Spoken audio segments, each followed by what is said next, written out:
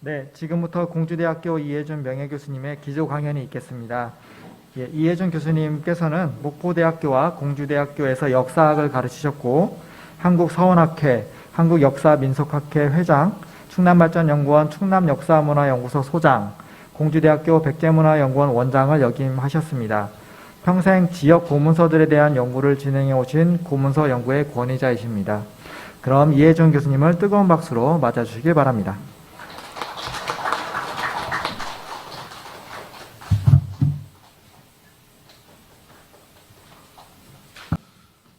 여러분 뵙게 돼서 반갑습니다. 사실은 충청도 사람이 좀 약간 음흉한 데가 있긴 있습니다만은 그냥 정에 끌려서 오늘 왔고, 이게 제가 하는 그 기조발제가 큰 도움이 될까 걱정도 많이 됩니다. 크게 보면 이제 지역학이라는 어떤 그 지역의 기본 역사 문화, 그다음에 지역의 특징, 그리고 지역의 자료로서 이제 고문서가 또 중요한 부분이 있어서 이제 그런 부분에 대해서 좀 포인트를 맞춰서 말씀드릴까 이제 생각을 하는데, 사실은 제일 중요한 이 큰 주제는 저 말고 다음에 네 분의 발표가 아마 핵심이 될 겁니다. 그래서 네 분 발표를 좀 많이 들으시는데 그 앞에 제가 그냥 편하게 말씀드리는 앞부분을 조금 같이 좀 공유했으면 좋겠다 이런 얘기고, 결국은 저는 그 역사를 전공한 사람이지만 역사를 공부하는 전문 학자들 사이에서 약간 왕따라면 좀 표현이 이상한 거예요. 약간 이렇게 옆으로 그런 평가를 받았던 사람입니다. 왜냐하면 지역에 대한 관심을 가지니까 전체 한국 역사 연구에서는 좀 안 맞는다고 생각했던 것 같아요. 근데 저는 지금까지도 평생을 해왔습니다만은 지역마다 지역의 특징이 있는 거기 때문에 지역의 특징을 보여주는 문화 자료를 어떻게 먹을 것인가. 그거는 고문서만 있는 게 아니에요. 딴 것도 많습니다. 제가 조선시대 전공자입니다만은 조선왕조 실록에 제주가 기록되면 기록이 10건 있는데 그 중에 좋은 기록이 몇 건쯤 될까요? 중앙 기록 중에서.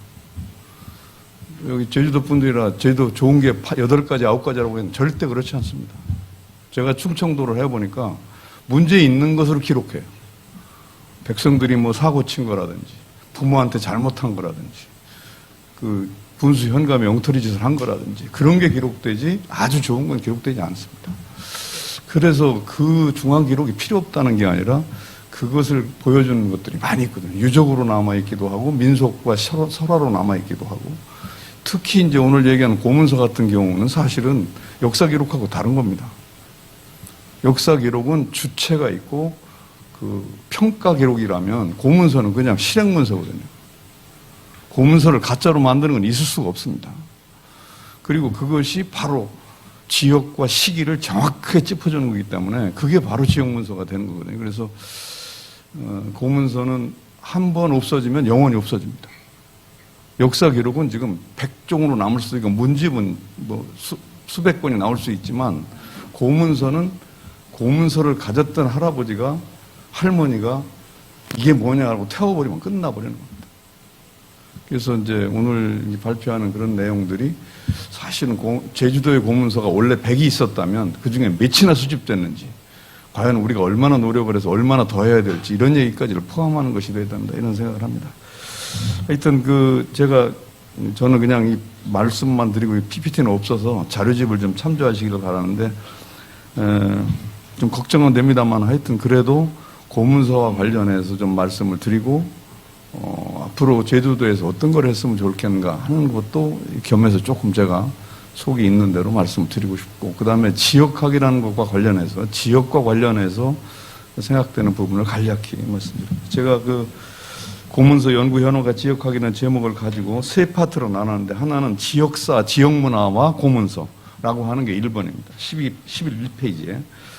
그 다음에 지금까지 고문서는 되게 많이 조사가 됐습니다만은 이걸 연구하는 사람들의 입장이나 분류하는 사람들의 어떤 의식이나에 따라서 지역의 목소리나 지역의 냄새가 거의 사라진 게 많이 있다는 걸 좀 꼭 좀 말씀드리고 싶어서 분류 체계 중에 이제 그런 걸 조금만 신경 썼으면 하는 걸로서 지역성과 관련된 분류 체계 얘기를 좀 길지만 했습니다. 이걸 다 설명을 못 드릴 텐데, 그리고 세 번째에 가서 제주 지역의 그 고문서도 조사했지만 지역사와 고문서 조사 연구가 어떻게 앞으로 더 진행되고 활용돼야 할지 이런 거를 말씀드리는 걸로 하도록 하겠습니다.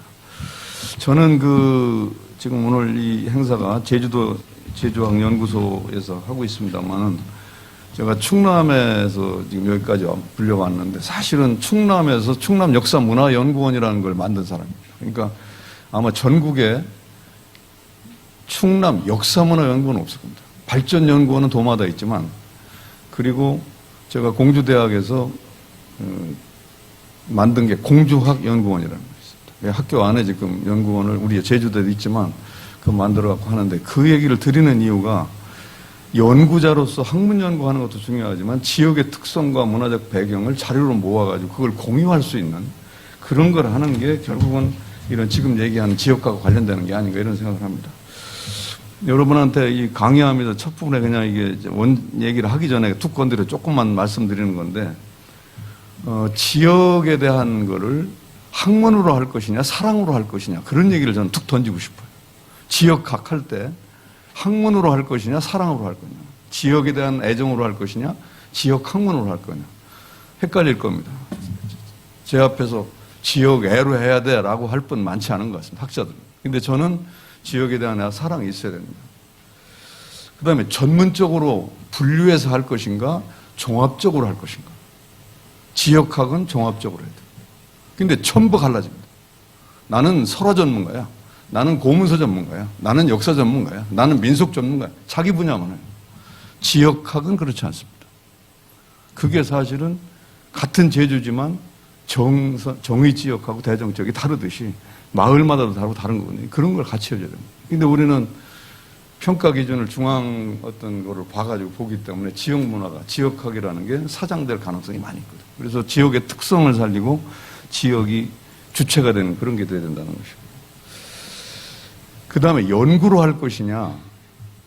저는 연구보다는 이해, 교육, 활용, 전승, 개발 이런 것이 지역학이다. 이렇게. 그래서 저는 역사학자들한테 좀 욕을 먹는 게 그런 것 같아요. 좀 범위를 넓히다 보니까 그런데 사실은 그렇게 가는 게 난 지역학이라고 봅니다. 그냥 학문으로 연구해서 뭐 이게 어떻고 그건 아니라고 생각합니다. 그리고 분야도 역사 문화만 할 게 아니라 지역 발전이라든가 개발이라든가 문화예술이라든가 관광이라든가 이런 것도. 충남에서는 도지사가 좀 지원을 해줘가지고 충남학이라는 지역학 강좌를 열었어요. 근데 그 강좌를 주도한 사람들이 역사학자들이에요. 그리고 16개 강좌가 전부 역사 강좌입니다. 저 고대사회부터 현대사까지. 제가 굉장히, 저도 거기 껴있길래 제가 들어갔다 빠져버렸어요. 그러면서 이거 아니다. 역사는 3분의 2만 해라. 왜 이렇게 역사가 100%를 다 하느냐. 이런 얘기를 했다가 욕을 먹었는데 지역학은 역사만은 아니라고 생각해요. 역사, 문화, 그 다음에 앞으로 미래까지 있는 이런 거 해야 된다. 그래서 과거의 거를 밝히는 것도 중요하지만 현재와 미래로 연결되는 것이 이제 돼야 된다는 거를 이제 지역학이라는 거 관련해서 좀 이 말씀을 앞에 좀 드리고 이제 본론으로 들어가서 여러분과 얘기를 하겠습니다. 제가 시간을 가능하면 줄여서 하여튼 맞추려고 애를 쓰겠습니다. 첫 번째 그 10페이지를 보면요. 이 부분을 좀 앞에 머릿말처럼 썼는데 이 부분을 조금 좀 읽겠습니다. 한국사 연구는 대부분이 중앙 지배권력 중심으로 진행되어 왔다고 해도 과언이 아니야. 정치, 경제, 군사, 행정 등 제도 변화나 인물, 사건 이하의 역사, 문화 이해가 집중되어 있었습니다. 이러한 상황 속에서 지역민이나 지역의 역사 문화는 사장될 수밖에 없었고 여기에 더해서 지역사 연구도 사실은 들여다보면 고고학이나 미술사, 민속 부분에 집중되어 있고 오늘같이 이런 전체적인 얘기가 안 나온 것이 많다라고 생각을 합니다. 그 다음에 두 번째입니다. 각 시대 각 지역의 문화들은 잘 알려지듯이 문화가 생성되는 배경에 따라서 서로 다른 모습과 특징을 갖게 마련입니다. 그래서 제주도 문화는 전라도 문화하고 다릅니다. 제주도 문화는 같은 제주도지만 아까 얘기했던 군현에 따라 다를 수도 있고요. 또 섬 떨어져 있는 추자도나 가파도가 다를 수도 있죠. 같은 전라도지만 전라남도북도 다릅니다. 같은 충청도지만 저는 글을 써도 책도 냈습니다만 충남 같은 경우에 금강문화권하고 내포문화권이라고 합니다. 그게 다릅니다. 해안 지역하고 금강권이 다르단 말이에요. 이런 식으로 예를 들면 문화의 주도층이라든지 지역성이다 이런 거에 따라 달라질 수 있는 거거든요. 이렇게 특수한 역사적 배경과 범위를 지닌 지역 문화를 국가사, 전체사, 중앙사의 입장에서 보면 분명히 그거는 그러한 개성들이 무시되거나 없어지기가 쉽습니다. 그리고 때로 전혀 돌연변이적인 서실들을 과장함으로써 지역 성격을 잘못 규정하는 오류도 범할 수가 있습니다. 그리고 자료가 지니고 있는 지역성이나 개별성을 충분히 검토하지 않은 채 이를 직접 대비시킬 경우 지역별로 점수점을 매기게 됩니다. 그래서 뭐 예를 들면 전라도는 38점, 제주도는 54점, 충청도는 67점 뭐 이렇게 보일 수가 있는데 그건 말이 안 된다는 거죠. 충청도는 충청도의 모습과 냄새가 있고 전라도는 전라도의 모습과 냄새가 있고 제주도는 제주도의 모습과 냄새가 있고 그거를 인정하고 자료를 정리하고 글로 쓸 수 있고 그거를 공유할 수 있는 게 지역문화지 그걸 평가해가지고 민속은 좋은데 유교문화는 엉터리야 이런 식의 얘기는 지역문화가 아니라는 거죠. 그래서 그렇게 할 경우 호도되거나 평가절할 것이 많다는 걸 강조합니다. 이에 더해서 지역의 역사와 기록 자료들은 각기 특정한 지역 기반과 성격을 배경으로 하고 있으며 자료들 사이에도 구조적이고 유기적인 관계가 설정되어 있습니다. 바로 이 같은 자료들을 작성 지역과 시기, 주체의 입장에서 총체적 구조적으로 주목하는 시각 그런 연구 방법론이 바로 지역사 연구고 지역자료 활용이라고 볼 수 있을 겁니다. 사실 이런 과정에서 보았을 때 다른 분야들에 비해서 고문서 자료는 훨씬 더 지역성이 강합니다. 예를 들면 문집 같은 경우 뭐 그것도 개인 특징이 있습니다만은 전국적으로 보편적으로 알려진 게 주거됐다면 또 아니면 제도가 그렇다면 법이 그렇다면 고문서는 그렇지 않거든요. 직접 있었던 일을 그 시절 그 시기 그 자리에서 누구와 누구 사이에 구체적인 내용이거든요. 고문서를 가짜로 만드는 게 없지는 않겠지만 그건 거의 없습니다. 그건 실행문서입니다. 그래서 그게 바로 제일 지역을 실체적으로 보여주는 거다. 이걸 좀 강조하고 싶어서 말씀드립니다. 좀 부담도 되지만 이제 다음에 네 분이 우리 권진호 선생님, 권수환 선생님, 정승환 선생님 그리고 임승희, 정재규 선생님이 이제 분야별로라든가 전체적인 얘기를 해줄 거기 때문에 고문서에 대한 얘기는 제가 더 안 드리겠지만 하여튼 이거를 참조하시기를 바라고 제가 그 지역학이라는 거 관련해서 말씀드리다 보니까 조금 좀 아쉬움이 있기는 합니다만 여러분도 좀 이해를 해 주시기 바랍니다. 11페이지로 넘어가겠습니다. 지역사와 지역문화와 고문서라는 부분입니다. 대개 지금 말씀드렸지만 중앙기록에서는 지역의 민족문화나 지역의 역사적 사실이 구체적으로 드러나지 않습니다. 문제가 되는 거는 그 지역만의 이상한 거, 그 지역이 특별한 거, 그 지역이 정말 너무 좋아서 굉장한 거, 뭐 이런 것이 막 섞여 있는 것이죠. 그래서 고문서로 보는 거하고 역사기록으로 보는 건 다르다는 것을 이제 강조하고 싶습니다. 실제 자료 기본량에 있어서 아까 말씀드렸던 것처럼 중앙기록이나 역사기록에 있는 지방의 기록은 거의 부정적인 게 반수 이상을 많습니다. 그리고 그것이 어떤 의미에서는 그 지역의 특성이라고도 할 수 있지만 전체를 나타내 보이지는 않는 것 같아요. 제주도 같은 경우 지금 제일 주목하는 게 제주도에 관리로 왔거나 유배 왔던 사람이 쓴 제주도의 풍습과 형태를 글로 남깁니다. 여러분들은 굉장히 귀하게 생각합니다. 그거를 예를 들어서 지금 얘기하는 이걸로 봤을 때 고문서가 아니라 문집의 경우를 어느 정도 저걸 그 퍼센트를 어떻게 보고 그 평가를 어떻게 해야 될까. 그래서 제주도를 보고 정말 정에 넘쳐 쓴 사람도 있지만 깔짝깔짝 해가지고 제주도의 문제점을 쓴 사람도 있거든요. 그게 바로 중앙에서 파견된 관리죠. 학자도 그런 사람 많습니다. 그런데 지금 우리가 얘기하는 고문서에는 그런 게 들어갈 수가 없습니다. 고문서에 가짜를 쓸 수가 없어요. 그래서 고문서가 오히려 지금 많이 남아있다면 제주도가 많이 남아있는 게 다른 지역보다 많다고는 뭐 강조는 못하겠습니다만은 지금도 늦지 않았으니까 최대한도로 확보해서 그것이 보면 그게 제주도에서 만들어진 제주도 사람들의 성서가 있는 그리고 사실이 들어있는 그런 게 된다는 걸 말씀드리겠습니다. 그래서 지방사 연구를 얘기했을 때 고문서 자료의 조사와 정리는 굉장히 중요한 작업이다라는 것을 한번 강조하고 싶다는 말씀을 거기 써놨습니다. 사실은 숨김없는 거, 그 다음에 윤색과 변조가 없는 거라는 것 때문에 역사 자료로서의 가치가 크다 이런 얘기를 드리는 건데 그 고문서 자료가 얼마나 남아있느냐가 문제죠. 저 같은 경우에 어렸을 때 여러분 여기 이런 말을 이거 하면서 이런 얘기하면 좀 그렇습니다만은 이거 싫어합니다만 집에 있는 고문서 가지고 연 만들고 딱지 만들고 벽지 바르고 그랬어요. 지금 교수로 제가 뒤로 되돌아볼 때 굉장하죠. 이건 참 말도 안 되는 소리. 근데 저희 집만 그런 게 아닌 것 같아요. 네. 저희 어렸을 때는 저도 뭐 아주 젊진 않습니다만 이 한지를 삶아가지고 그걸로 종이그릇 만들었잖아요. 종이. 그게 다 공문서들이에요. 고서들이에요. 그렇게 했던 시절이 있었던 거죠. 그러니까 제주도도 지금 남아있는 고문서는 철저하게 챙겨야 된다는 걸 강조하고 싶어요. 그래도 비교적 많이 하셨는데 저는 제주도에 관심 가진 게 한 20년 넘습니다만은 그래도 많이 모으신 것 같은데 하여튼 지금도 더 찾을 수 있는 건 찾아야 된다. 이런 생각이 듭니다. 이게 숨김없는 생생한 자취이고 윤색 변조가 되지 않은 기록으로서 고문서가 다른 역사 기록보다 그래도 굉장히 중요하다는 걸 강조하고 싶어서 말씀드립니다.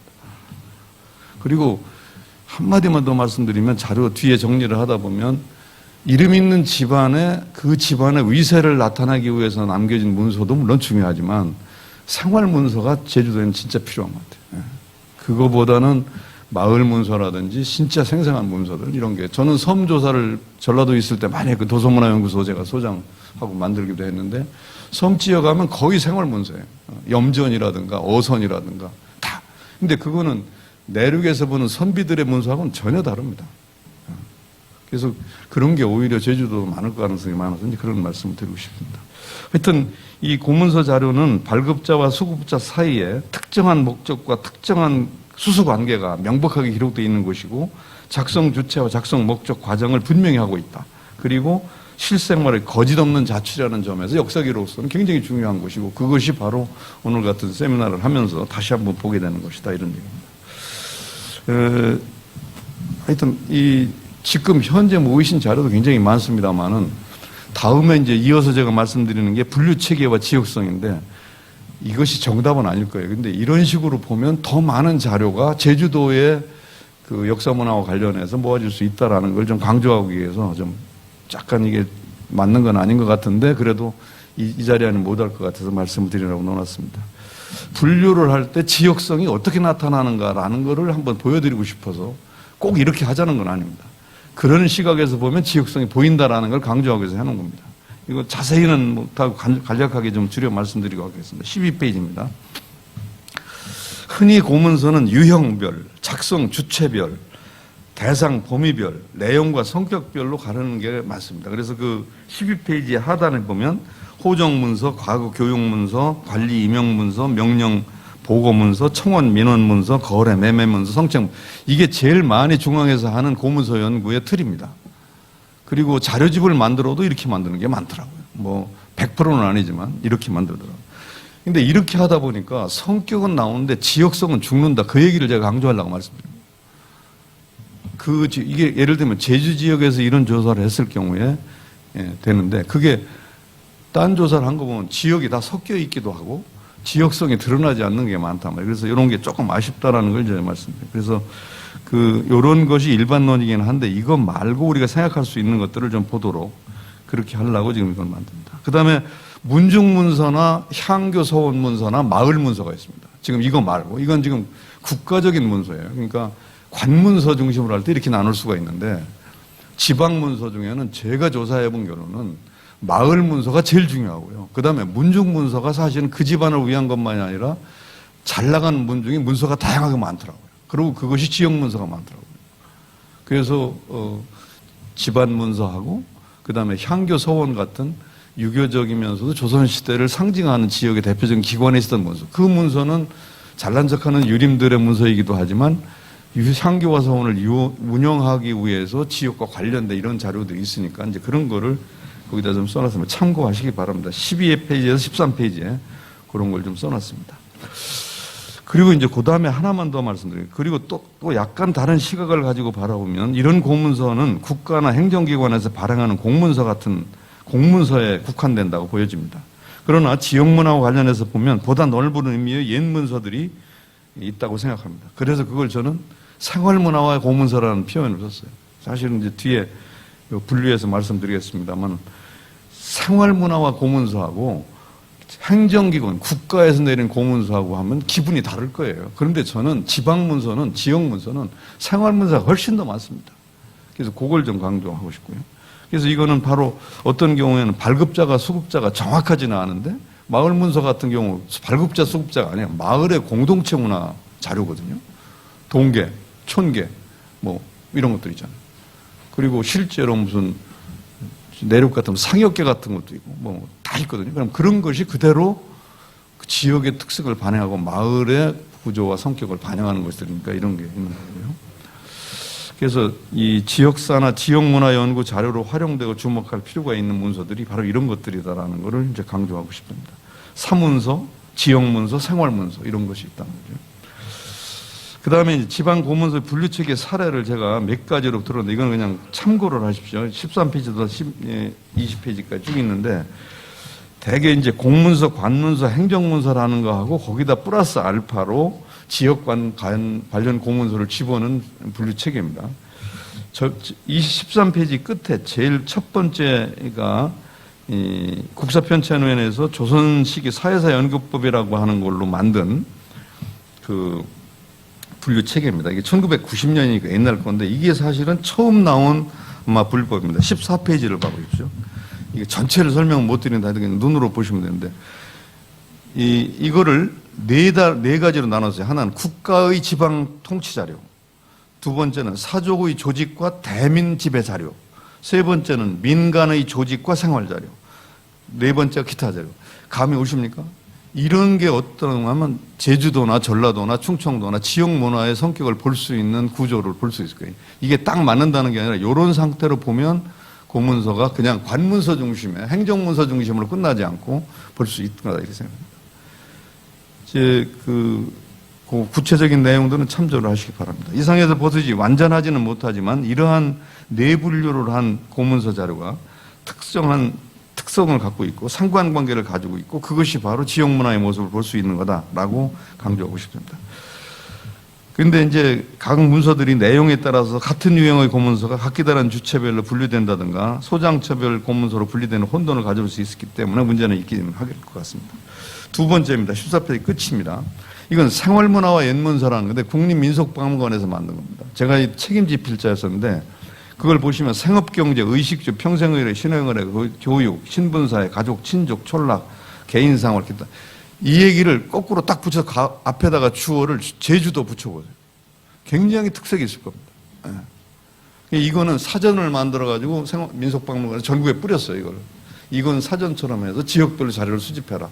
그러면 당신들이 생활문화 속에 있는 고문서를 찾아낼 수 있고 그게 지역문화의 특징을 생활문화 보여줄 것이다. 이렇게 됩니다. 그러니까 국가문서로서 관문서로서 행정문서를 보는 거하고 이건 다른 거죠. 그래서 이 부분을 제가 강조하려고 노는 겁니다. 그 다음에 세 번째는 15페이지 하단입니다. 유형별 분류체계를 공문서 정리법이라는 책에서 다음과 같이 만들어 봤습니다. 이것도 일반적인 공문서 분류입니다. 지금 공문서 학회도 이런 식으로 많이 합니다. 총류, 교령류, 소차 장계류, 첩관 통보류, 정빙문서류, 명문 문기, 이건 무슨 이 문서의 성격, 내용을 분류하는 거죠. 그래서 이게 필요 없다는 게 아니라 이렇게 해놓으면 지역성이 사라져버린다는 걸 제가 말씀드리려고 합니다. 시대성도 사라지고. 그런데 이런 식으로 많이 했습니다. 그래서 앞으로 이런 거를 할 때 자료의 내용성과 작성 주체, 지역, 성격 같은 걸 고려하면 우리가 얘기하는 지역의 공문서가 될 것이다. 이런 얘기입니다.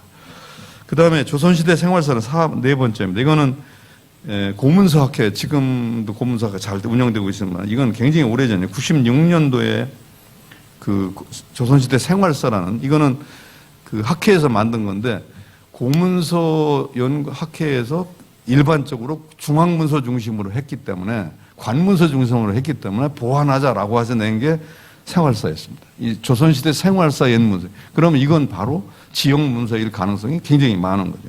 가정생활, 공동체 생활, 신분별 생활, 제도화 생활, 경제생활 이렇게 이게 분류 체계가 나온 게 있어요. 그러니까 이것도 우리 제주도에서 만약 고문서를 분류하거나 조사하거나 정리할 때 이런 것도 한번 고려해 볼 수 있는 거다 이런 생각이 들어서 내를 했습니다. 그러니까 이거는 관찬의 행정문서를 넘어서서 생활사 문서로 분류를 한 것입니다. 그 다음에 다섯 번째입니다. 16페이지 하단입니다. 고문서 학회에서는 2003년에 고문서 분류체계 시안을 학회지에 냈습니다. 이게 2003년입니다. 근데 이거는 세 종류로 했는데 발급자, 수급자별, 문서 형태별, 내용별 이렇게 셋으로 나눴습니다. 그러니까 세 개를 한꺼번에 만들 수는 없지만 이런 걸 고려해 보면 문서의 성격이 드러난다. 발급자 수령장은 보통 우리 관문서 하듯이 그대로 한 거죠. 왕이 준 거, 왕실문서, 관부문서, 관현문서, 민문서, 사회주문 이렇게 가고, 형태별로 가면 교령, 상소, 관첩, 단자, 명문 뭐 이런 식으로.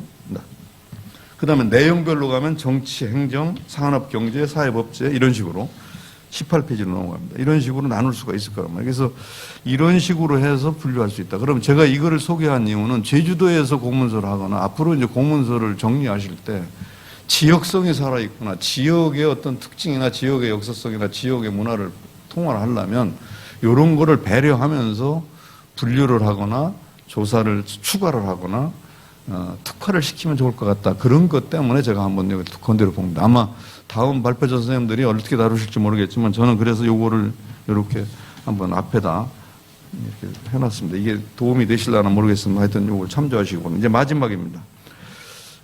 제주 지역의 고문서 자료 정리에 대해서는 여기 지금 18페이지부터 20페이지까지 써놨는데 사실은 책자를 우리 연구원에서 받아가지고 그걸 좀 정리해서 정리한 건데 이건 뭐 다 설명을 못 하겠고 이건 참조를 해주시기 바라고 아마도 제주도기 때문에 될 수 있는 것이 바로 이런 모습이 아닌가 싶은데 여기다가 방금 얘기했던 고문서류들을 조금 더 좀 대상별로 또는 성격별로 또 이렇게 더 정리해서 추가를 하는 것이 좋겠다라는 생각이 듭니다. 요거는 그냥 넘어가도록 하겠습니다. 딴 분들이 또 할 것 같아서요. 마지막 20페이지 이제 마지막입니다. 지역사와 고문서 조사 연구. 이 부분은 제가 그냥 읽는 것으로 해서 간략히 정리하고 마치도록 하겠습니다. 20페이지입니다. 이상에서 지존의 고문서 분류 체계와 그를 통한 고문서가 지니고 있는 자료적 가치와 특성을 살폈습니다.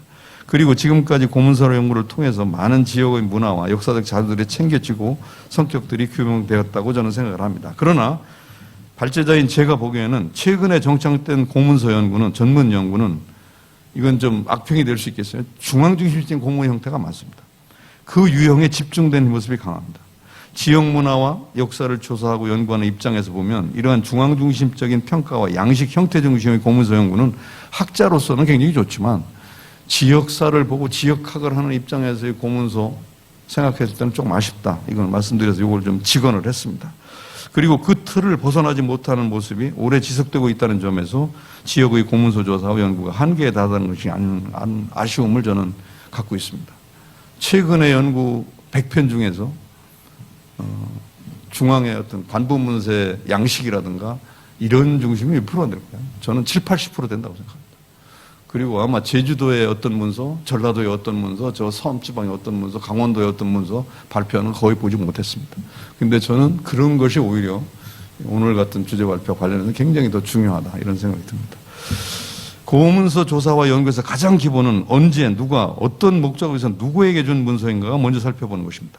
장만만 보아도 그 집의 문화를 알 수 있다고 했듯이 집집마다 사람마다 각기 다른 특성과 내용이 있습니다. 지역의 문화도 그런 점에서는 독특한 성격과 모습이 있는 것입니다.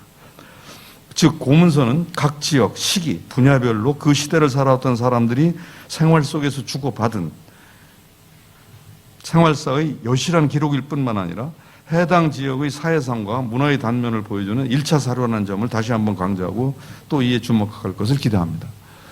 고문서를 저는 연구를 좀 비교적 그래도 운이 좋아서 일찍 했는데요. 80년대부터 했는데 서울대 규장각에서 제가 대학원을 마치고 규장각에서 이제 일을 했는데 규장각에 보니까 일제시대의 일제 관학자들이 고문서를 수집을 한 거를 정리를 못하고 그냥 장해놓고 갔더라고요.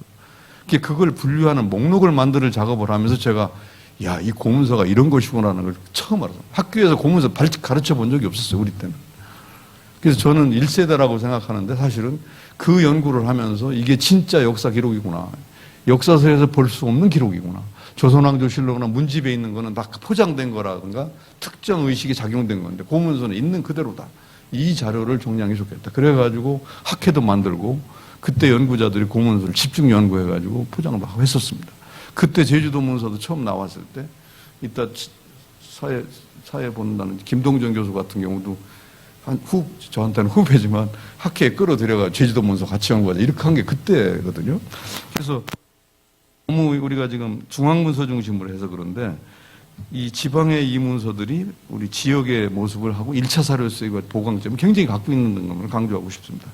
그런데 때로 이러한 지역면을 중앙의 시각, 애지인의 시각에서 보고 평함하고 왜곡하는 평가도 적지 않은 걸 보게 됩니다.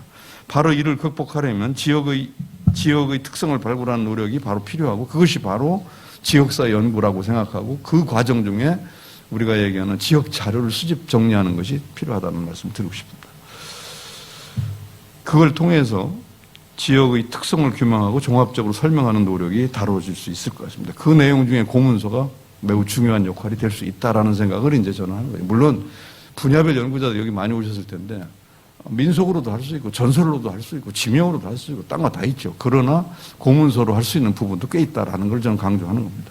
지역문화는 중앙 중심의 지배문화나 고급문화가 강조하는 보편성과 달리 독자적인 개성 특질을 갖고 있으며 이 특수한 개성이 바로 이해될 때 지역은 본래의 가치가 재의미될 수 있다고 봅니다.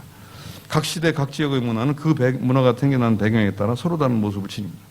제가 마을 조사를 많이 다녔는데 제자들을 데리고 마을에 갔을 때 제일 먼저 하는 얘기가 조사 방식입니다. 그러면 제주도도 그렇게 할 것 같은데 내륙 같으면 노인정을 제일 먼저 갑니다. 마을 조사를 할 때. 그때 제가 학생들한테 하는 말이 가서 노인들을 만났을 때 제일 먼저 물어볼 말이 있다. 특히 이제 할머니 같은 경우에 제일 먼저 물어보면 뭐냐? 뭐를 물어봐야 되냐? 그럼 뭐 할머니 연세가 어떻게 되셨습니까? 학교는 어디 나오셨습니까? 이렇게 묻는 게 아니라 할머니 시집 올 때 가마 타고 오셨어요? 이렇게 물어라. 그럼 애들이 이렇게 쳐다봐요. 무슨 말인지 모르니까. 제가 두 번째 말, 가마 타고 오실 때 요강을 가마에 넣었나 물어봐라. 지금 감이 안 오시지 웃지도 않으시네. 제주도 분들 유명한 것 같아. 요강을 넣은다는 게 무슨 말이겠어요? 먼 곳에서 온 겁니다. 네?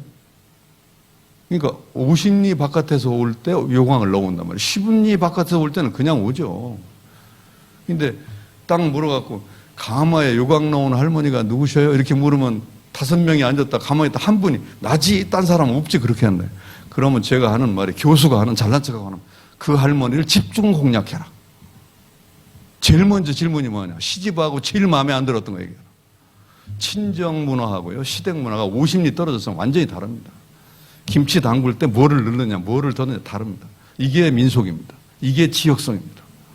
그러면 지금 여기서 그 얘기를 하는 이유가 그게 그냥 어떤 평가에 의해서가 아니라 그 지역에 살아남은 것들이거든요. 그리고 그거를 평가해서 80점, 70점 할 수가 없는 거죠. 이제 그런 걸 말씀드립니다. 그리고 특수한 개성이 알려질 때 그걸 토대로 해서 지역 문화가 조사되고 그것을 토대로 해서 지역학의 자원이 되고 활용할 수 있는, 개성할 수 있는 특화된 요소가 될 수 있거다 이런 겁니다. 그리고 지역사는 한 개인 문제가 아니라 이를 가능하게 하는 공동체들의 공동 이해와 지원, 주변 여건들이 총합적으로 연계되어 이루어진 것입니다. 근데 그럼에도 불구하고 이를 단순하게 나열하거나 선입관과 편향적 식으로 골라가지고 학자가 하는 식으로 이렇게 정리해버리면 지역 문화는 분산된다라고 하는 걸 강조하고 싶습니다.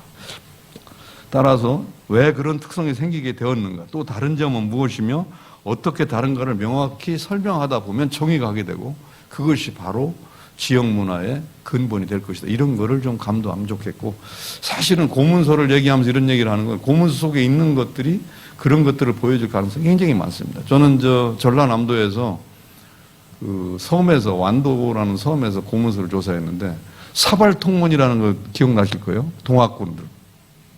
섬에서 그게 나오더라고요.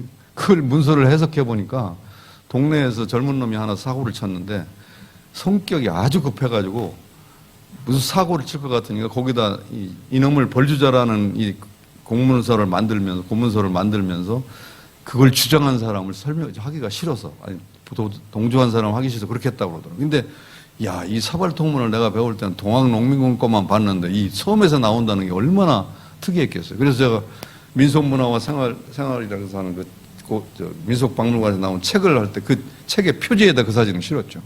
너무 인상 깊고. 근데 그게 바로 지역 문서고 마을 문서거든요. 우리가 별것 아닌 것으로 강조하는 이런 그 지역의 특성과 이런 것들이 문서로 남아 있었고, 그거를 거기에 반영한 것도 있고, 그런 것들이 바로 고문서로 남고, 꼭 그 공식 문서로 이 고문서를 만들어서 주고받은 꼭 그것이 아니라도 공동체 생활 문서는 주고받은 건 아니에요. 그러나 공동체 생활 문화를 보여주는 그런 기록이기 때문에 저는 그게 좋다고. 저는 사실은 동계, 동약, 촌계 이런 자료를 연구를 사실 좀 했었는데 그때 자료들이 바로 마을에 남아있는 그런 것들인데 그게 되게 상여집에 있고 아니면 그냥 쓰레기로 취급돼가지고 굉장히 낡아버린 것만 그렇더라고요. 근데 그거를 제주도에 분명히 있다면 그런 것들이 오히려 관문서보다는 훨씬 더 생생한 제주도 이야기가 되지 않겠는가 그런 걸 말씀드립니다. 마지막입니다. 끝으로 지역 문화의 특성은 유형과 성격에 따라 종류가 매우 다양하며 각각의 특성과 흐름이 있다고 얘기했습니다. 예컨대 유형별로 본다면 고고학 유적이나 미술사 유적, 역사 유적, 민속 생활 유적 그런가 하면 인물, 사상, 정신, 예술에 이르기까지 수많은 분야가 있을 겁니다. 이들은 또한 시대별로도 집중도가 다를 것입니다. 그런가 하면 그걸 누가 했느냐에 따라서 문화 주체에 따라 다를 겁니다. 이 얘기를 하는 이유는 시대, 문화 주체, 유형 이걸 반영하는 기록들로서 생생한 자료가 바로 고문서일 수 있다라는 거죠.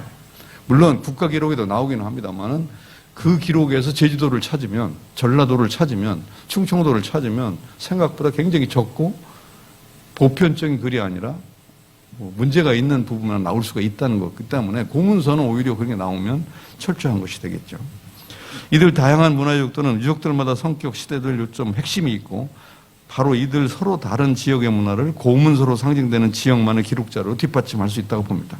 예를 들면 향교, 서원, 종과 같은 유교문화 유적이 단순한 건축물로 건축사적 구조와 특징, 용어에 국한되는 경향이 있었다면 그거보다는 교육, 의례, 정치, 문화의 집회 공간으로서 향교, 서원에 있었던 자료들이 그대로 우리가 그 지역의 특성으로 볼 수 있는 거거든요. 그런가 하면 종가 같은 경우도 종가 건축만 얘기할 게 아니라 생활문화 공간으로서 종부의 삶이나 종가 문서를 통해서 유물, 인물의 설화나 사상, 전설, 그 종가만의 음식 등등 다양한 문화들이 다 보여줄 수 있다. 그래서 사실은 고문서나 이런 생활문화 자료들이 정말로 그 역사 기록으로, 국가 기록으로 아니면 관찰 기록으로 나오지 않는 내용이지만 다 할 수 있기 때문에 이런 걸 통해서 지역의 문화나 이런 게 밝혀질 수 있고 그것이 바로 지역사의 그 지역학의 기본이 되지 않겠는가 이런 생각을 합니다. 여러분이 도움이 됐나 모르겠는데 그냥 주제 넘게 이렇게 하고 발표를 마치겠습니다. 감사합니다.